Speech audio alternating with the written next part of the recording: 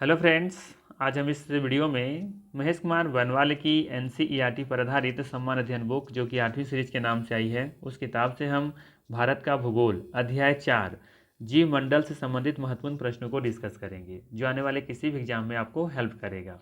इससे पहले ऑलरेडी हमने 3 अध्याय करा रखा है। इन तीनों अध्याय का लिंक डिस्क्रिप्शन में दिया हुआ है, या फिर आप प्ले लिस्ट में जाके चेक कर सकते हैं।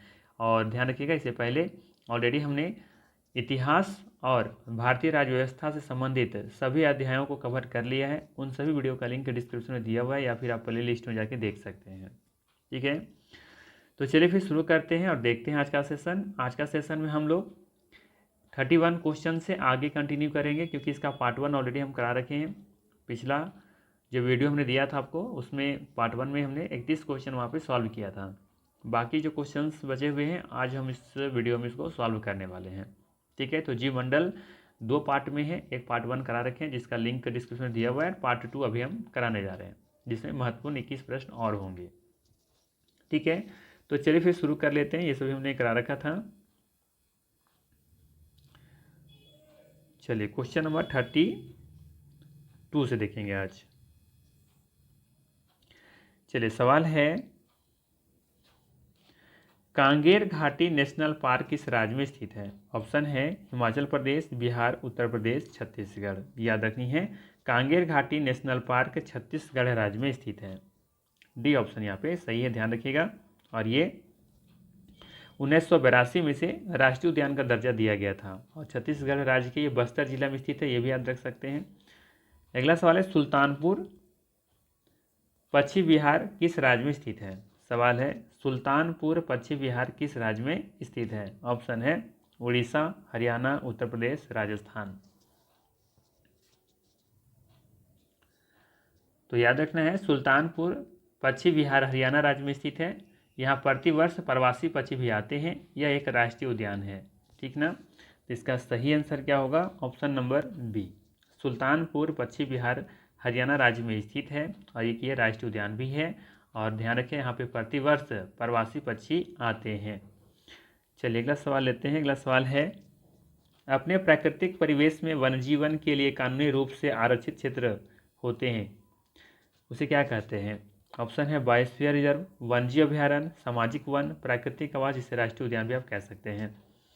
सही आंसर है इसका वन्यजीव अभ्यारण्य। अपने प्राकृतिक परिवेश में वन्य जीवन के लिए कानूनी रूप से आरक्षित क्षेत्र होते हैं, उसे वन्यजीव अभ्यारण्य कहते हैं। बी ऑप्शन यहाँ पे बिल्कुल ही सही है, ध्यान रखिएगा। ध्यान रखिएगा, वन्यजीव अभ्यारण्य प्राकृतिक आवास के रूप में वन्य जीवन के लिए कानूनी रूप से आरक्षित क्षेत्र होता है। इसका केंद्रीय क्षेत्र कोर जोन राष्ट्रीय उद्यान भी हो सकता है। इन्हें वन्य जीव संरक्षण अधिनियम 1972 के द्वारा अधिसूचित किया जाता है।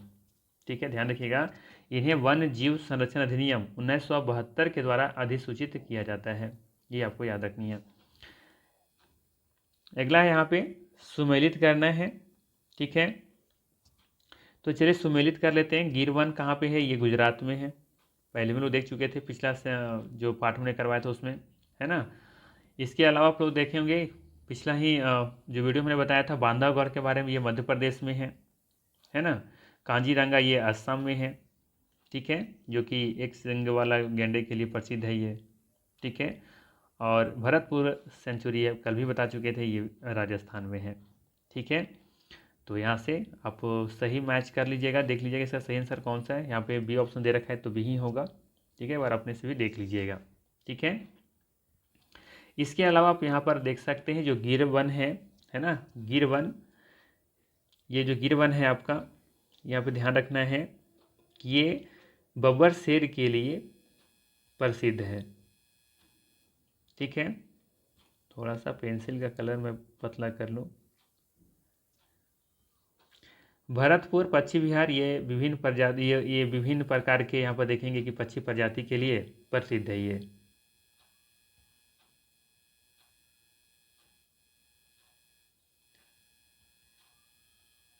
ठीक है, बात करें बांधवगढ़ राष्ट्रीय उद्यान के बारे में, तो ये बाघ के लिए प्रसिद्ध है।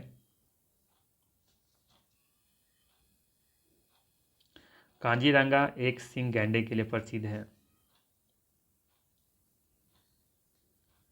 तो कभी कभी आपसे सवाल पूछ लिया जाता है कि ये किसके लिए प्रसिद्ध है ना, तो ये भी आपको याद रखना चाहिए, एक सींग वाला गैंडा।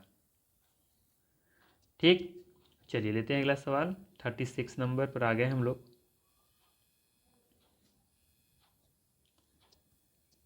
अगला सवाल है, जीव मंडल आरक्षित क्षेत्रों की पहली परियोजना कौन सी थी। सवाल है, जीव मंडल आरक्षित क्षेत्रों की पहली वायु परियोजना कौन सी थी। ऑप्शन है सुंदरवन जीवमंडल आरक्षित क्षेत्र, नीलगिरी जीवमंडल आरक्षित क्षेत्र, नंदा देवी जीवमंडल आरक्षित क्षेत्र, मन्नार की खाड़ी जीवमंडल आरक्षित क्षेत्र। तो याद रखना है, नीलगिरी जीवमंडल आरक्षित क्षेत्र भारत का पहला बायोस्फीयर क्षेत्र है। निम्नलिखित अन्य क्षेत्रों के बारे में बात करें यहाँ पे, है ना, तो ये नीलगिरी के बारे में बात करें यहाँ पे, ठीक है। तो इसे इसकी स्थापना 1986 में की गई थी, आपको याद रखनी है, ठीक है। सुंदरवन के बारे में याद रखना है, किसकी स्थापना 1986 में ही की गई थी। सुंदरवन का ध्यान रखिएगा, 1989 में की गई थी, ठीक है। और यहाँ पे है नंदा देवी। नंदा देवी की स्थापना यहाँ पे जो घोषित किया गया था, स्थापना नहीं, इसमें जो घोषित किया गया था, ठीक है, बायोस्फीयर रिजर्व जो घोषित करने का जो वर्ष वो मैं बता रहा हूँ यहाँ पे, ठीक है। तो नंदा देवी का ध्यान रखना है, 1988 में इसे घोषित किया गया था, जबकि मन्नार की खाड़ी को 1989 में इसे घोषित किया गया था, ठीक है। तो यहाँ पे पूछा गया था सवाल आपसे कि जीव मंडल आरक्षित क्षेत्रों की पहली परियोजना कौन सी थी, तो ये आपको याद रखना है कौन सी थी।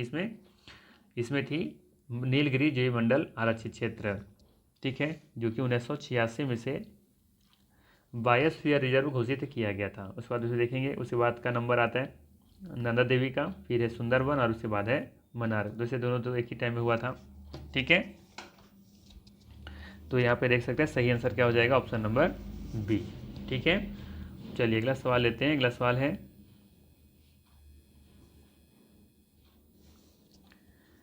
मध्य प्रदेश का शिवपुरी राष्ट्रीय पार्क किसके लिए महत्वपूर्ण है। सवाल है, मध्य प्रदेश का शिवपुरी राष्ट्रीय पार्क किसके लिए महत्वपूर्ण है। ऑप्शन दे रखा है, बाघ और हाथी, जंगली भैंसा, पक्षी या फिर तेंदुआ और चीतल। इसका जो सही आंसर है वो है आपका तेंदुआ और चीतल, डी ऑप्शन सही है। मध्य प्रदेश के शिवपुरी में माधव राष्ट्रीय उद्यान स्थित है। यह तेंदुआ और चीतल के लिए प्रसिद्ध है। यह आगरा मुंबई राष्ट्रीय राजमार्ग संख्या 3 पर स्थित है, ठीक। चलिए लेते हैं अगला सवाल।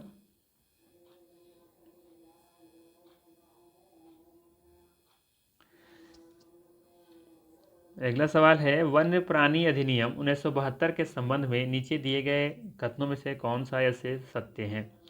पहला दे रखा है, यह अधिनियम वन्य प्राणियों के संरक्षण के कानूनी रूपरेखा तैयार करता है, बिल्कुल सही है। अब देखेंगे कि वन्य प्राणी अधिनियम 1972 के संबंध में ये जो कथन दिया गया है, पहला बिल्कुल सही है। वन्य प्राणी अधिनियम 1972 ये कहता है कि यह अधिनियम वन्य प्राणियों के संरक्षण की कानूनी की रूपरेखा तैयार करेगा, ठीक है, तो ये बिल्कुल सही है। सेकेंड कथन है कि इस अधिनियम से नेशनल पार्क, पशु विहार जैसे संरक्षित क्षेत्रों की कानूनी मान्यता प्रदान की गई है, ये भी सही है, ठीक है। वन्य प्राणी अधिनियम 1972 के तहत ही देखेंगे कि जो नेशनल पार्क है, पशु विहार है ना, इन जैसे संरक्षित क्षेत्रों को कानूनी प्रदान की गई है, मान्यता प्रदान की गई है। तो यहाँ पे सी ऑप्शन सही होगा, ए और बी दोनों यहाँ पे सही है, ध्यान रखनी है, ठीक है। याद रखनी है, भारत में वर्ष 1972 में वन्य प्राणी अधिनियम लागू हुआ था, जो वन्य प्राणियों के संरक्षण और रक्षण की कानूनी रूपरेखा तैयार करता है, ठीक है। इसका उद्देश्य क्या है, इसका उद्देश्य है अधिनियमन के तहत अनुसूची में सूचीबद्ध संकटपन्न प्रजातियों को सुरक्षा प्रदान करना और नेशनल पार्क तथा पशु विहार जैसे संरक्षित क्षेत्रों को कानूनी मान्यता प्रदान करना, ठीक है। चलिए लेते हैं क्वेश्चन नंबर 39।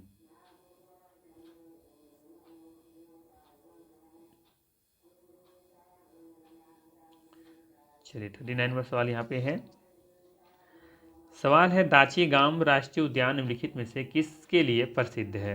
काला मृग, golden oriole, yellow throated marten, hangul या कश्मीरी स्टैग।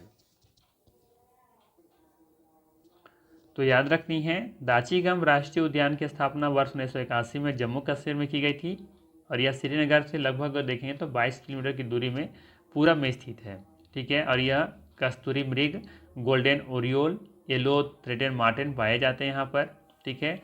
लेकिन यहाँ हंगुल जो है ना, कश्मीरी स्टैग, ये इसके लिए प्रसिद्ध है। ठीक है। हंगुल लाल हिरन की एक उप प्रजाति है और यह IUCN के रेड डाटा बुक में अति संकटग्रस्त सूची में से शामिल किया गया है, हंगुल और कश्मीरी स्टैग। तो इसका सही आंसर क्या है? Option number D number. ठीक है। यहाँ पे देखेंगे कि दाजीगाम राष्ट्रीय उद्यान में ये सभी मिलते हैं, लेकिन जो प्रसिद्ध है वो हंगुल और कश्मीरी स्टैग के लिए प्रसिद्ध है और इसे रेड डेटा लिस्ट में शामिल किया गया, जो कि अति संकटग्रस्त सूची में से शामिल की गई है, आपको याद रखने हैं। और ये जम्मू कश्मीर के श्रीनगर से लगभग 22 किलोमीटर दूर पूरब में ये स्थित है, आपको याद रखनी है। चलिए लेते हैं अगला सवाल। अगला सवाल है, दुधवा राष्ट्रीय उद्यान उत्तर प्रदेश के निम्नलिखित में से किस जनपद में अवस्थित है? सवाल है, दुधवा राष्ट्रीय उद्यान उत्तर प्रदेश के निम्नलिखित में से किस जनपद में अवस्थित है? ऑप्शन है लखीमपुर खीरी, सीतापुर, बहराइच, पीलीभीत। तो याद रखना है, दुधवा राष्ट्रीय उद्यान उत्तर प्रदेश के लखीमपुर खीरी जिले में भारत नेपाल सीमा के बॉर्डर पर स्थित है। इनकी स्थापना 1 फरवरी 1977 को की गई थी। यह उत्तर प्रदेश राज्य की एकमात्र राष्ट्रीय उद्यान है, ये भी याद रखना है। और दुधवा राष्ट्रीय उद्यान में विश्व के लगभग आधे बारहसिंगा पाए जाते हैं, ये भी अपने आप में महत्वपूर्ण है। यह भारत का एकमात्र स्थान है जहां बाघ और राइनो, एक श्रृंगी जिसको कहते हैं, एक साथ देखे जा सकते हैं। तो इसका सही आंसर क्या है? ऑप्शन नंबर ए ऑप्शन सही होगा, लखीमपुर खीरी। चलिए अगला सवाल है, भारत के किस राज्य में वन्यजीव अभ्यारण्य सबसे अधिक संख्या में है? ऑप्शन है कर्नाटक, तमिलनाडु, असम, अरुणाचल प्रदेश। तो इसका जो सही आंसर है वो कर्नाटक होना चाहिए। ठीक है, दिए गए ऑप्शन के अकॉर्डिंग, क्योंकि हम लोग जानते हैं कि राष्ट्रीय वन्यजीव डेटाबेस के अनुसार जनवरी 2023 तक देखेंगे भारत में 567 मौजूदा वन्यजीव अभ्यारण्य हैं। ठीक है, 567 वन्यजीव अभ्यारण्य हैं 2023 तक। ठीक है, जिसके अंतर्गत देखेंगे तो 1,25,564 वर्ग किलोमीटर क्षेत्र को कवर करता है, जो पूरा देश का लगभग देखेंगे तो 3.73% है। और भारत में सर्वाधिक वन्यजीव अभ्यारण्य के बारे में बात करें तो सबसे ज़्यादा अभ्यारण्य देखने को मिलता है अंडमान निकोबार द्वीप समूह में, जिसमें 97 वहाँ पर लगभग हैं। इसके पश्चात महाराष्ट्र में है 49, कर्नाटक में 35 है। तो अब देखेंगे कि दिए गए ऑप्शन में कर्नाटक का सही आंसर होना चाहिए, तमिलनाडु में 31 है और मध्य प्रदेश में 24 है। ठीक है, तो इसका सही आंसर होना चाहिए यहाँ पे कर्नाटक। वैसे इसमें आंसर सी दे रखा है, जो कि मेरे अकॉर्डिंग यहाँ पे गलत दे रखा है आंसर। आप लोग का क्या राय है इस पर मुझे कमेंट करके बताइएगा। अगर कुछ है इसके बारे में कुछ डेटा एक्स्ट्रा फैक्ट आपको पता है तो बता सकते हैं कमेंट करके। ठीक है, बट मेरे अकॉर्डिंग यहाँ पे देखेंगे तो भारत के कर्नाटक में दिए गए ऑप्शन के अनुसार यहाँ पे वन्यजीव अभ्यारण्य सबसे अधिक संख्या में है। ठीक है, हाँ, अगर यहाँ पे बात करते हैं असम जो है ना, असम में देखेंगे सबसे ज़्यादा राष्ट्रीय उद्यान है दूसरे नंबर पर। पहले नंबर पर तो सबसे ज़्यादा देखेंगे तो मध्य प्रदेश में 11 राष्ट्रीय उद्यान है वहाँ पे मध्य प्रदेश में, और दूसरे स्थान पर है असम है, जहाँ असम है जिसमें 7 राष्ट्रीय उद्यान स्थित है वहाँ पे। ठीक है, तो अगर ऑप्शन के अकॉर्डिंग देखा जाए तो असम तो होता, लेकिन कब? जब राष्ट्रीय उद्यान के बारे में पूछा जाता है। यहाँ पे पूछा जा रहा है वन्यजीव अभ्यारण्य के बारे में। ठीक है, तो यहाँ पे मेरे अकॉर्डिंग ए ऑप्शन होना चाहिए। चलिए अगला सवाल लेते हैं। अगला सवाल है, भारत में राष्ट्रीय उद्यानों एवं वन्यजीव अभ्यारण्यों के संदर्भ में निम्नलिखित कथनों में से कौन सा सही है? पहला है, राष्ट्रीय उद्यानों की सबसे अधिक संख्या मध्य प्रदेश में है। राष्ट्रीय उद्यानों की संख्या सबसे अधिक जो देखे जाए तो मध्य प्रदेश में है। ठीक है, तो राष्ट्रीय उद्यान देखेंगे सबसे ज़्यादा कहाँ पे? मध्य प्रदेश में ही, बिल्कुल सही है। ठीक है, अभी हम बता रहे थे ना कि राष्ट्रीय उद्यान सबसे ज़्यादा किस में है? मध्य प्रदेश में, जहाँ पे 11 है, और दूसरे नंबर पर असम है जिसमें 7 है। और वन्यजीव अभ्यारण्यों की सबसे अधिक संख्या अंडमान निकोबार द्वीप समूह में, ये भी सही है। ठीक है, वन्यजीव अभ्यारण्य की सबसे अधिक संख्या कहाँ पे? अंडमान निकोबार द्वीप समूह में है। इसके बाद फिर महाराष्ट्र का नंबर आता है, फिर कर्नाटक का, फिर तमिलनाडु और फिर मध्य प्रदेश का आता है। तो यहाँ पे देखेंगे, देखा जाए तो दोनों कथन क्या है? सत्य है। ठीक है, चलिए लेते हैं अगला सवाल, क्वेश्चन नंबर 43।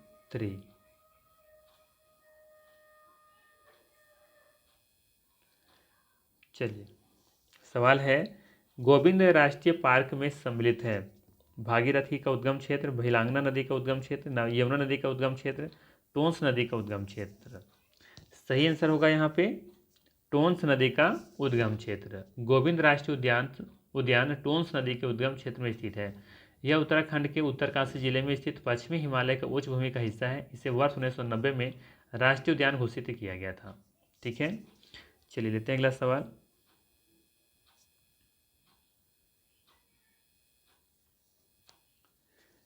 अगला सवाल है, भारत की प्रथम डॉल्फिन वेधशाला कहाँ बनाई जा रही है? ऑप्शन है दिल्ली, मुंबई, बिहार, उड़ीसा। ठीक है, करंट अफेयर से सवाल लगभग दिख रहा है। सही आंसर क्या यहाँ पे बिहार है।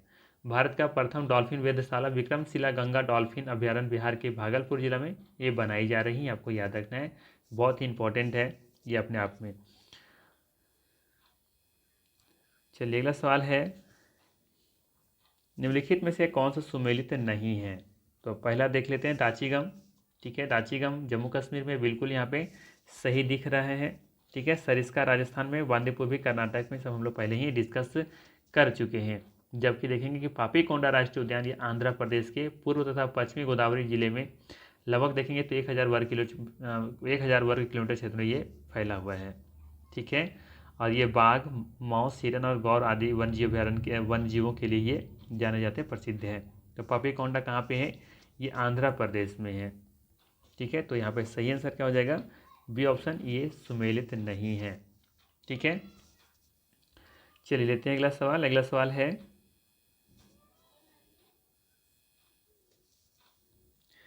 केबुल लामजाओ राष्ट्रीय उद्यान निम्नलिखित में से किस झील में अवस्थित है? ऑप्शन है डल झील, कोलेरू झील, लोकटक झील, वुलर झील। तो ध्यान रखना है, केबुल लामजाओ राष्ट्रीय उद्यान लोकटक झील में अवस्थित है। ठीक है, तो यहाँ पे सी ऑप्शन बिल्कुल ही सही है। अब ये बताना है कि लोकटक झील किस राज्य में स्थित है? तो ये मणिपुर में स्थित है। ठीक है ना, तो यहाँ पे सी ऑप्शन सही होगा। आइए इसके बारे में और भी चर्चा कर लेते हैं, क्या क्या दे रखा है यहाँ देख लेते हैं। ये ध्यान रखिए, तैरता हुआ है, ये तैरता हुआ नेशनल पार्क है, विश्व का एकमात्र ऐसा पार्क है जो कि तैरता हुआ पार्क है। यह नेशनल पार्क पल्लवमान अवघटित पौधे से युक्त है ना, जिसका स्थानीय नाम फुमड़ी है। पल्लव मान होता है कि जो तैर रहा होता है, तैरने वाला जिसे बोलते हैं पल्लव, मतलब होता है कि फ्लो करना, तैरना। यह मणिपुर के नाचने वाले संगाई हिरन का अंतिम प्राकृतिक आवास है। लोकटक झील उत्तर पूर्वी भारत की सबसे बड़ी मीठे पानी का झील भी है। तो ये भी सवाल पूछा जाता है कि उत्तर पूर्व भारत का सबसे मीठे जल वाला झील कौन सी है? तो ये लोकटक झील है। ठीक है, और आपको ये भी याद रखना है कि यह मणिपुर के नाचने वाला जो संगाई हिरन है ना, इसका अंतिम प्राकृतिक आवास है यहाँ पे। ठीक है, तो आपको ये भी याद रखनी है। ठीक, चलिए अगला सवाल लेते हैं। अगला सवाल है, निम्नलिखित में से कौन सा नेशनल पार्क पूर्णतः शीतोष्ण अल्पाइन कटिबंध में स्थित है? ऑप्शन है मानस, नामदफा, नेवरा, फूलों की घाटी नेशनल पार्क जो कि उत्तराखंड में है। तो अब देखेंगे कि फूलों की घाटी नेशनल पार्क उत्तराखंड के चमोली जिले में स्थित है और ये पूर्णतः शीतोष्ण अल्पाइन कटिबंध में स्थित है। यह नेशनल पार्क अपने विशिष्ट अल्पाइन वनस्पतियों जैसे कि आर्किड, पाल्पी, गेंदा, डेजी के लिए प्रसिद्ध है। यहाँ एशियाई काला भालू, हिमतेंदुआ, कस्तूरी मृग, लाल लोमड़ी, नीली भेड़ पाई जाती हैं। ठीक है, तो इसका सही आंसर होगा यहाँ पे ऑप्शन नंबर डी। ठीक है, मानस हम लोग पता है, मानस कहाँ पे? असम में है। नाम दफा बताइए कमेंट करके कहाँ पे आपको देखने को मिलेगा। नेवरा, ये दोनों के बारे में कमेंट करके मुझे जरूर बताइएगा। चलिए देखते हैं अगला सवाल। अगला सवाल है, निम्नलिखित में से कौन से ऐसे सर्वाधिक संभावनीय स्थल हैं जहां कस्तूरी मृग प्राकृतिक आवास में मिल सकता है? अस्कोट वन्यजीव अभ्यारण्य, गंगोत्री राष्ट्रीय उद्यान, किशनपुर वन्यजीव अभ्यारण्य, मानस राष्ट्रीय उद्यान। तो देखेंगे ध्यान से, तो ये आपका जो कस्तूरी मृग है, मस्क डियर बोलते हैं इसे, शीतोष्ण कटिबंधीय हिमालयी क्षेत्र में पाए जाने वाले खुर युक्त स्तनपायी वन्यजीव है। यह अस्कोट वन्यजीव अभ्यारण्य में जो कि उत्तराखंड में स्थित है, और गंगोत्री राष्ट्रीय उद्यान जो कि एक देखेंगे प्राकृतिक आवास है, यहाँ पे देखने को आपको मिल सकता है। और ये भी याद रखना है कि कस्तूरी मृग IUCN की रेड डेटा लिस्ट में संकटग्रस्त श्रेणी में से चिन्हित किया गया है। ठीक है, तो फर्स्ट का दोनों सही होगा यहाँ पे। इन दोनों जगह पर आपको कस्तूरी मृग प्राकृतिक आवास में इसको मिल सकते हैं। ठीक है, चलिए अगला सवाल लेते हैं। अगला सवाल है, केदारनाथ वन्यजीव अभ्यारण्य को किस जंतु के संरक्षण हेतु स्थापित किया गया है? ऑप्शन है हिमालयी कस्तूरी मृग, हाथी, हिमतेंदुआ, मोनाल। सही आंसर हो जाएगा ऑप्शन नंबर ए यहाँ पर। ठीक है, हिमालयी कस्तूरी मृग। ठीक है, केदारनाथ वन्यजीव अभ्यारण्य हिमालयी कस्तूरी मृग के संरक्षण हेतु स्थापित किया गया है। ठीक है, चलिए इस बारे में और भी कुछ देख लेते हैं, कुछ दिया है क्या। तो यहाँ पे देखेंगे केदारनाथ वन्य अभयारण्य उत्तराखंड के चमोली और रुद्रप्रयाग जिले में स्थित है। यह पश्चिमी हिमालय के सबसे प्रमुख संरक्षित क्षेत्रों में से एक है और लुप्तप्राय कस्तूरी मृग का घर भी है। इसकी स्थापना वर्ष 1972 में की गई। यह अभयारण्य अलकनंदा और मंदाकिनी नदियों के ऊपरी जल संग्रह क्षेत्र में स्थित है।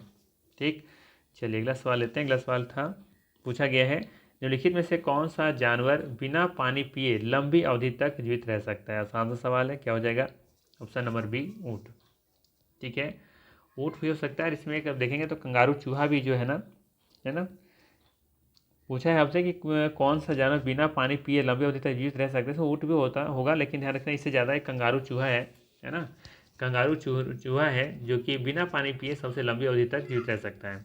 वैसे तो ऊँट भी है, बट इससे ज़्यादा देखेंगे कि कंगारू चूहा होता है जो कि बहुत लंबे समय तक बिना पानी पिए ही लेकिन लंबी अवधि तक जीवित रह सकता है। और ये कहाँ देखने को मिलता है? तो ये उत्तरी अमेरिका के मरुस्थलीय जलवायु में ये पाए जाते हैं। ठीक है, और ये रेगिस्तानी जीवन के लिए अच्छी तरह से अनुकूलित होते हैं। कंगारू रैट का पसीना नहीं आता है, अर्थात ये पानी बचाते हैं। इन्हें पानी पीने की आवश्यकता नहीं, क्योंकि वे जो बीज खाते हैं ना उसमें नमी प्राप्त करते हैं। ठीक है, तो यहाँ पे डी ऑप्शन सही होगा दिए गए ऑप्शन के अनुसार। चलिए अगला सवाल लेते हैं। अगला सवाल है, भारतीय हाथियों के संदर्भ में निम्नलिखित में से कौन सा असत्य है? पहला है, हाथियों के समूह का नेतृत्व मादा करती हैं। हाथी की अधिकतम गर्भावधि 22 माह तक हो सकती है। सामान्यतः हाथी में 60 वर्ष की आयु तक बच्चे पैदा करने की क्षमता होती है। हाथियों की सर्वाधिक संख्या केरल राज्य में है। बताना है कौन सा असत्य है। तो आप देखेंगे कि हाथियों के समूह का नेतृत्व मादा करती है, बिल्कुल सही है ना। और हाथियों की अधिकतम गर्भावधि 22 महीने तक हो सकती है, ये भी सही है। और समर्था हाथी में 60 वर्ष की आयु तक बच्चे पैदा करने की क्षमता होती है। ठीक है, ये भी सही है। और हाथियों की सर्वाधिक संख्या आप देखेंगे तो कर्नाटक में देखने को मिलती है, ना कि केरल में। तो डी कथन यहाँ पे गलत है। ठीक है,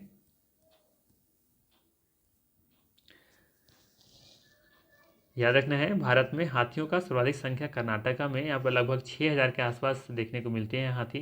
ठीक है, इसके बाद असम का नंबर आता है जहाँ पे 5,000 के आसपास यहाँ पे हाथी देखने को मिलते हैं। केरल में फिर तीसरे नंबर पर आता है जहाँ पे 3000 हाथियाँ देखने को मिलती हैं। हाथियों के संरक्षण के लिए भारत सरकार द्वारा वर्ष 1992 में केंद्र प्रायोजित योजना के रूप में प्रोजेक्ट एलिफेंटा की शुरुआत की गई थी। तो आपसे यही सवाल पूछा जा सकता है कि प्रोजेक्ट एलिफेंटा की शुरुआत कब की गई थी, ये परियोजना कब लाई गई थी? तो 1992 में लाई गई थी। ठीक है, तो यहाँ पे डी ऑप्शन सही है। चलिए अगला सवाल है और आखिरी सवाल है इस सेट का, भारत में बाघ परियोजना कब शुरू की गई थी? आसान सवाल है, कई बार हम लोग डिस्कस कर चुके हैं। सही आंसर होगा 1973।